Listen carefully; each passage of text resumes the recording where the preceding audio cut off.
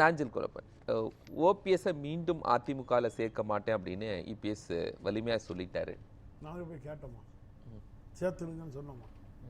என்ன சார், யாரும் பத்திரிகையாளர் ஊடகம் கேட்டதுக்கு அவர் பதில் சொன்னார். நாங்கள் போய் சேர்த்துக்கோன்னு சொன்னோம். நாங்கள் வேண்டாமே, உங்கள் ஒட்டு வேண்டாம் உறவு வேண்டாம் தானே நாங்கள் அன்னைக்கு முடிவு எடுத்துட்டு வெளியே போயாச்சா. என்னைக்கு என்டிஏக்கு அமித்ஷா தமிழ்நாட்டுக்குள்ளே வந்து ரெண்டு தப்பு செஞ்சார். ஒரு தப்பு பாஜக எங்கே இருந்துங்கிறத தூக்கி பிடிச்சி நிப்பாட்டி விட்டு அண்ணாமலை அவர்களை அந்த பதவியை விட்டு நீக்கினது. ரெண்டாவது தவறு, அண்ணன் எடப்பாடி பழனிசாமியை கூட்டிகிட்டு வந்து அப்படியே பிடிச்சி உட்கார வச்சு அவரை என்டிஏக்கு தலைவராகினார். இந்த ரெண்டு தப்பும் அமித்ஷா ஜி வந்து செஞ்சுட்டு போயிட்டாரு. அன்னிலிருந்து உள்கட்சி பிரச்சனைக்குள்ள பாஜக தலையிட்டுட்டு, நீங்கள் உள்கட்சி பிரச்சனை இருக்குன்னு தெரியும், போராட்டம் நடக்குன்னு தெரியுது, உங்களுக்காக மோடி வரணும்னு சொல்லி அண்ணன் ஓபிஎஸ் அவர்கள் தான் தொண்டர்களை இழக்காமல் தானே தன்னை வருத்தி கொண்டு கூட ராமநாதபுரத்தில் நின்று 10 பன்னீர்செல்வத்தெல்லாம் நீங்கள் நிப்பாட்டி விட்ட பிறகும் அதில் அதிமுகவை புறகும் தள்ள விட்டு ரெட்டையில சின்னத்தை டெபாசிட் இழக்க விட்டு இவர் வெற்றி பெற்று காட்டினார். அதில் 2வது இடத்துக்கு வந்து காட்டினார் மோடி வரணும்னு. அவர் நீங்கள் மோடியே வரக்கூடாதுன்னு சொல்லி சிறுபான்மையினர் ஓட்டுக்காக தன் நெத்தியில் இருக்க ஊதியம் வரைக்கும் அழிச்சுக்கிட்டு சிறுபான்மையினர் ஓட்டுக்காக மோடி வரக்கூடாதுன்னு எதிர்த்து நின்றவரை கொண்டு வந்து என்டிஏ கூட்டணியில் உட்கார வச்சுக்கிட்டாங்கன்னா அப்போ எப்படி நீங்கள் வந்து அது ஒரு தவறு, பெரிய இழப்பாகிச்சு. நான் என்ன கேட்குறேன், மோடியே வரக்கூடாதுன்னு சொன்னா எடப்பாடி பழனிசாமியை நாளைக்கு தமிழ்நாட்டில் முதல்வராக்கணும்னு எந்த பாஜக தொண்டனாவது சார் அடிப்படையில் வரக்கூடாது அப்படின்னு சொன்னாரா சார்? மோடி வரக்கூடாதுன்னு எங்கேயாவது அவர் பேசினாரா? அதான உண்மை, அதானே சார் உண்மை. சிறுபான்மையினரோட கை கோர்த்து நின்னது எங்க? எஸ்டிபி கூட போய் நின்னது எப்படி பண்ணாரு? நான் வந்து 2029 கிடையாது 2031 பாஜக கூட ஒட்டு கிடையாது உறவு கிடையாது சொன்னாரா? அப்புறம் எப்படி போய் பாஜக கூட போய் நிக்கிறாரு? நீங்க பல முறை குப்பர் அடிச்சு கேட்டாலும் சரி நிமிர அடிச்சு கேட்டாலும் சரி பொன்முல்ல சொன்ன வாயில இருந்து ஒண்ணும் வராது. ஏன்னு கேட்டீங்களா, நீங்க என்னதான் அடிச்சு கேட்டாலும் திருப்பி அடிச்சாலும் கூட அவர் திருப்பி புரட்டி சொல்லுவாரு, எங்க முதலாளி அமித்ஷாவை பார்க்க எடப்பாடி பழனிசாமி போயிட்டார். இன்னைக்கு அதிமுக இருங்க அது போலாம் கொஞ்ச நேரம் விடுவாங்க. ஆனா எடுங்களே, இன்று பிரேக் விடும்போது போலாம், வெயிட் பண்ணுங்க. நீங்க இவ்வளவு நேரம் பேசுறீங்க, 15 நிமிஷம் வறுமையா இருக்கு இல்லையா? இல்ல கேளுங்க, அமித்ஷா வந்த முதலாளி திருச்சிக்கு வந்தவரை பார்க்கல, அவர் ஒரு 50 சீட்டு தாங்கன்னு சொல்லிட்டு எழுதி கொடுத்துட்டு போயிட்டாரு. உடனே என்ன பண்ணாரு, பிரிந்து கிடத்த இதே போல ஏது ஐயா ராமதாஸ் அவர்கள் தான் இந்த இயக்கத்தை உருவாக்குனவர். பாட்டாளி மக்கள் கட்சினா உருவாக்கி நிறுவனர் இருக்கிறார், இங்க நிறுவனர் இறந்து போயிட்டாரு. நிறுவனோட விதியை மாத்திட்டாங்க, இந்த எடப்பாடி பழனிசாமி தலைமையில் இருக்கிறது. அங்க வந்து ஐயா ராமதாஸ் கண்ணீர் விட்டு அழுகாரு, தான் பழுத்த பிள்ளை என்ன இப்படி பண்றாருன்னு. அவரை கூட்டிட்டு வந்து இவர் கூட்டணி வைக்கிறாரு. எப்படி ஓட்டு ஏன் தெரியுமா? 10.5% கொடுத்து எப்படி 2021 பாஜக வேலைகளை காட்டினாரோ அது போல அன்புமணி ராமதாஸை கைப்பக்கம் தூக்கிட்டு வந்து அவருக்கு எம்பி சீட்டு 18 தொகுதி சொல்லி எடப்பாடி தொகுதியில மட்டும் தான் ஜெயிக்கிறதுக்காக வேலை செய்யறாரு. அதுதான் நடந்தது சார் 2024. இல்ல இப்போ ஏதோ ஒரு வகையில இந்த கூட்டணி வலிமைப்படுத்திட்டார்ல. எப்படி சார் வலிமைப்படுத்துறாங்க எங்களுக்கு புரியல. அன்புமணியை கொண்டு வந்தார்ல, அன்புமணி ராமதாஸுக்கு மாம்பழ சின்னம் முடக்கப்பட்டால் எடப்பாடி பழனிசாமிக்கு ரெட்டையிலை சின்னம் முடக்கப்படணும். அதுதான் தேர்தல் விதி. அங்க ஒரு கான்ஸ்டிடியூஷன் மாறப்படல. ஃபேக்ஷன்ல இங்கேயும் அன்புமணி சண்டை போட்டுட்டு இருக்கிறோம், அங்கேயே சண்டை போட்டுட்டு தான் இருக்காங்க. இங்க நிறுவனர் இறந்துட்டாரு, நிறுவனரோட விதி இருக்கு, அங்க நிறுவனர் உயிரோட இருக்காரு, அவருக்கு என்ன தேவை அதுதான் உண்மை. இது எப்படி கட்சி நிர்வாகிகள் அன்புமணி பக்கம் இருக்கிறாங்க. அந்த அன்புமணி பாமக இப்போ ஓட்டு போடுற மக்கள் ஐயா ராமதாஸ் அழுத உடனே கண்ணீர் விட்டு அழுதாங்க சார். ஒவ்வொரு கிராமத்திலையும் ஐயா ராமதாஸுக்கு இருக்கிற மரியாதை வேற ஓட்டு களத்துல தான் தெரியும். எப்படி 3 முறை முதல்வராக இருந்த அண்ணன் ஓபிஎஸ் அவர்களை எடப்பாடி பழனிசாமி சூதகமா தூக்கி வெளியில போட்டாரோ அதே மக்கள் அன்னைக்கு அம்மா காட்டிய முகம் ஓபிஎஸ் சொல்ற போல இன்னைக்கு இந்த பாட்டாளி மக்கள் கட்சியை 89ல இருந்து பல போராட்டங்கள் நடத்தி அவர் தன்னை உருவாக்குறவர் ஐயா ராமதாஸ் அவர்கள். ஓட்டு அவருக்கு தான் சார் போகும். அது போல அண்ணன் ஓபிஎஸ் அவர்கள் நீதி கேட்டு நாளைக்கு 80ல எப்படி போனாரோ அது போல நீதி கேட்டு ஒவ்வொரு மக்களை பார்க்க போது ஓட்டு ஓபிஎஸ் தான். இப்போ ராமதாஸை கொண்டு வர முடியாதுங்கிறீங்களா அதிமுக கூட்டணிக்குள்ள? சார் அவரு வர மாட்டார்ல சார். எப்படி சார் பையன் நீங்க பையனை கூப்பிட்டு வச்சு பேசி இது போட்ட பிறகு அவரு சாதாரண ஆளு நீங்க நினைச்சீங்களா ஐயா ராமதாஸ் அவர்கள?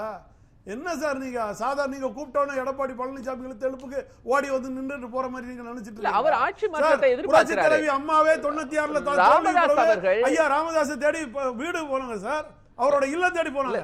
மருத்துவர் ராமதாஸ் அவர்கள் ஆட்சி மாற்றத்தை சொல்றாரு அவருடைய செயற்குழு பொதுக்குழு. அப்ப திமுக ஆட்சி மாறணும் அப்படிங்கிற விருப்பம் ராமதாஸ் இருக்குல்ல சார். இவங்க எல்லாம் திமுகவுக்கு பி டீம் சார். இவங்க ஒண்ணு திமுகவை மாத்தணும் சும்மா நடிக்கிறாங்க சார். திமுகவை மாத்தணும் சொல்லி ஆச்சுன்னா முதல்ல உள்ள கட்சிக்காரங்களோ அண்ணா திமுக இருக்கிறவங்கள ஒற்றுமைப்படுத்தணும் சார். இது எடப்பாடி பழனிசாமி தான் உழைப்பால உருவாக்குற கட்சி கிடையாது. நாங்கள்லாம் ரத்தம் சிந்தி வேர்வையை சிந்தி உழைச்ச கட்சி. எங்களை நீங்க குடும்பத்தில் இருக்கிறவங்க தூக்கி வெளியில போட்டுக்கிட்டு நான் ஒற்றுமை பண்ணிடுவேன், திமுகவை பண்ணிடுவேன். அமித்ஷா வந்து அன்னைக்கு அமித்ஷா அங்க கூட்டம் நடத்துறாராம், இவர் வந்து சேலத்துல கூட்டம் நடத்துறாராம். கூட்டத்தை நடத்துற சார், அந்த கூட்டத்தை நீங்க பாத்தீங்களா? விஜயோட கூட்டத்தையும் பாருங்க, இந்த கூட்டத்தையும் பாருங்க, ஆரவாரமான கூட்டமா இருக்கு. இங்க எல்லாம் செல்போன் நோண்டிட்டு அமைதியா இருப்பாங்க. இது அதுதான் நம்ம காசுக்கு கூட்டமும் காசு கொடுக்காம வர கூட்டத்துக்கு நம்ம உணர்வை பார்க்கலாம். ஒரு ரெண்டாவது கால்குலேஷன்ல பாக்கும்போது என்ன பொன்வில்சன் சார் என்ன குறிப்பிட்டீங்க? இல்ல அதான் ரெண்டு விஷயம் அவர் சொன்னாரு. அமித்ஷா முடிச்சிட்டுமே, அமித்ஷா தான் தலைவர்னு சொன்னாரு. நீங்க இது எல்லாரும் நம்ம பேசியிருக்கிறோம். அமித்ஷா தான் தலைவர், எடப்பாடியாருக்கு தலைவர், அதிமுக தலைவர் எல்லாம் பேசியிருந்தோம். ஆனா ரகசியமா இவங்களுக்கு இருக்கிற தலைவரை பாத்தீங்களா? எங்க சப்ளை பண்ணிட்டு இருக்காங்க இவங்க ஆளுங்க? இவங்க ஆட்கள் எல்லாத்தையும் முன்னாள் எம்எல்ஏ இன்னாள் எம்எல்ஏன்னு ஒண்ணு திமுகவை தான் சப்ளை பண்ணிட்டு இருக்காங்க பெரும்பாலும். யாரால போறாங்க? இவங்களுக்கு யார் தலைவரா போறாங்க? சார் யாரால போறாங்க? ஆமா, யாரால போறான்னு சொல்லிட்டா 2023ல ஐபிஎல் மேட்ச்ல போய் சபரீசனை பார்த்து 3/4 மணி நேரம் பேசிட்டு இருந்த யாரு? பார்க்ல போய் பார்த்துட்டு வீட்ல போய் பார்த்தது யாரு? கூட எடுத்து போய் நெஞ்சுக்கு நீதி பழக்கூடிய வசனத்தை தான் அப்போ சட்டசபையில ஒரு மணி நேரம் படிச்சாரு எடப்பாடி பழனிசாமி. நெஞ்சுக்கு நீதி வசனத்தை கூட என்ன சொன்னாரு? அப்ப எங்க போச்சு? தாவேகா தலைவர் தான் உலக மகா தலைவர்ன்றாரு. நாளைக்கு கோலப்பனை எங்க பார்க்கலாம்? ஏங்க அது ரெண்டாவது கதைங்க. நாங்க எங்கேயும் அண்ணா திமுக உணர்வு விட்டு நாங்க எங்கேயும் போறது இருக்க மாட்டோம். கவலைப்படாங்க, அண்ணா வேணா எங்கனாலும் மாறிடுங்க, நாங்க மாற மாட்டோம். ஆனா எங்களுடைய சூழ்நிலையை சொல்றோம். நெஞ்சுக்கு நீதியை 1 மணி நேரம் சட்டசபையில வாசிச்சு பிடிச்சாரா? அப்ப போகலையா? இதே மெரினா பீச்ல நினைவிடத்தை கட்டுறதுக்கு கொடுத்தாரு. அப்ப எங்க போச்சுங்க? ஒரு வழக்கு தானங்க போட்டாரு. இன்ட்ரி பெட்டிஷன்ல மேல போய் அடிக்க வேண்டியதானே? திமுகவுக்கு பிடிமா செயல்பட்டாரு. அதெல்லாம் நாங்க பேச போனோம்னா 2014 கால்குலேஷன்ல பாஜக கூட்டணியும் நிறைய வாக்கு செலுத்தப்பட்டிருந்தது. அதிமுக கூட்டணி ரெண்டும் இணைகிற போது ஒரு வலிமையான கூட்டணி அப்படிங்கிறது தேர்தல் ஃபிராக்ஷன்ல உருவாகிறது தான். நீங்க இவ்வளவு ஒரு கேள்வியை கேட்கலாமா சார்? அவர் என்ன சொன்னாரு பொதுக்குழுல? பாஜக கூட்டம் 18%. நான் சொல்றேன், அண்ணா எடப்பாடி பழனிசாமி பேசினதே சொல்றேன். நாங்க வாங்கினது 20%, 38% ஒரு கணக்கு போட்டு சொன்னார். 38 41% கணக்கு போட்டு சொன்னார். சார் பாஜக வாங்கின ஓட்டு, பாஜக வந்து என்ன எதுக்காக வாங்குறாங்க? இவங்க சொல்ற மாதிரி மதவாதம், அந்த இது மோடி வரணும்னு சொல்லி வாங்கின ஓட்டு சார். இவர் வாங்கின ஓட்டு மோடி வரக்கூடாதுன்னு சொல்லி வாங்கின ஓட்டு. இந்த ரெண்டு எப்படி சார் ஒரு தண்டவாளத்தில் எப்படி சார் சேரும்? இந்த 18 இந்த 20 எப்படி சார் சேரும்?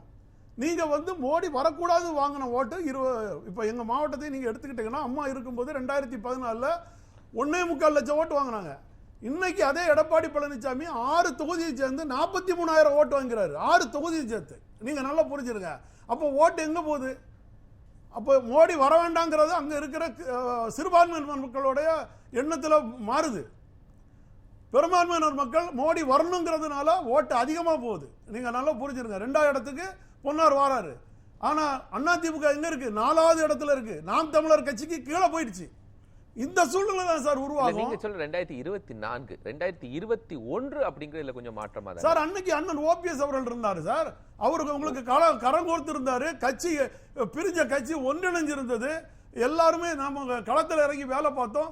எங்களுக்கு சீட்டு கிடைக்கலனாலும் அவர் விட்ட ஆட்களுக்காக நாங்க வேலை பார்த்தோம். அதனால 6 தொகுதியில ஒரே ஒரு தொகுதி தான் வாங்கினாங்க ஒவ்வொருத்தரும், ஒவ்வொரு நிர்வாகிகளும். ஆனா நாங்க வேலை பார்த்தோம். அதனால 75 வந்தது. இன்னைக்கு எப்படி வரும்? சரி, அதுவே நீங்க எடுத்து பாருங்க. 2024ல 234ல 8 சட்டமன்றம் தானே சார் வெற்றி பெற முடிஞ்சது. பாக்கி இல்லையா 7 நாடாளுமன்ற தொகுதி டெபாசிட் காலி. 6 7 42 சட்டமன்ற தொகுதி டெபாசிட் காலி சார். இல்ல அந்த ரெண்டு கட்சி தான் இப்ப சேர்ந்துருச்சு அப்படிங்கிறது தானே சார். அந்த ரெண்டு கட்சி கூட எத்தனை கட்சி உள்ள இருந்தது? OPS sir. நான் வந்து ரெட்டை இலையை வச்சுக்கிட்டே தாமரைக்கு ஓட்டு போட்டேன். என்ன போல எத்தனை லட்சக்கணக்கான இருக்காங்க. நீங்க 2.5 கோடி தொண்டர்கள் உறுப்பினர்களை சேர்த்தீங்களா? அங்க எங்க சார் வந்தது? 80 லட்சம் தானே சார் வந்திருக்கு தேமுதிக எஸ்டிபி எல்லாம் சேர்த்து. அப்ப அந்த உறுப்பினர்களை ஓட்டு போடல உங்களுக்கு. பாபு முருகவேல், இப்போ அதுதான் நாங்க என்ன சொல்றோம், கட்சி ஒருங்கிணைக்க நாங்க சொன்னது அண்ணன் ஓபிஎஸ் அவர்கள் ஒன்றிணைந்தால் வெற்றி பெறுவோம். அதை என்ன சேருங்கன்னு அவர் எங்கேயுமே குரல் இடல. அந்த குரலை நீங்க சொல்ல வேண்டாம், இனிமேல் வேண்டாம், நாங்களே மூடி பிடிச்சிட்டோம். பாஜக வேண்டாம் சொன்ன உடனே அதிமுக தொண்டர்கள்லாம் பட்டி தொட்டி கிராமங்கள் எல்லாம் பட்டாசு வெடிச்சான். பாஜக கூட போய் இணைஞ்ச உடனே எந்த அதிமுக காரனும் ஒத்துக்கிடலை. அதுவும் இப்போ அமித்ஷாவை தேடி ஓடி போய் டெல்லிக்கு ஓடி போயிட்டு வரதும், அவரை திருச்சியில் பார்க்க முடியாதுன்னு சொல்லி எஸ்பி வேலுமணி காலையில இருந்து காத்து கிடக்கும் போது உணர்வுள்ள அதிமுக தொண்டர்கள் எல்லாருமே வேதனையும் விளிம்புல தான் இருக்கானோ. அந்த உணர்வு தான் அதிருப்தியாளர்களுடைய ஒருங்கிணைப்புங்கிறத இந்த மக்கள் தீர்ப்பு தான் மகேசன் தீர்ப்பு. நாங்கள் எப்படி இப்பவும் சொல்றோம், 2024 234 தொகுதியில 8 சட்டமன்றம் தான் வெற்றி பெற முடிஞ்சது எடப்பாடி பழனிசாமியால. இந்த வருகிற 2026 234 தொகுதியிலையும் மொத்தமும் 0 ஆகி டெபாசிட் இழக்கப்படும் மக்களின் தீர்ப்பு.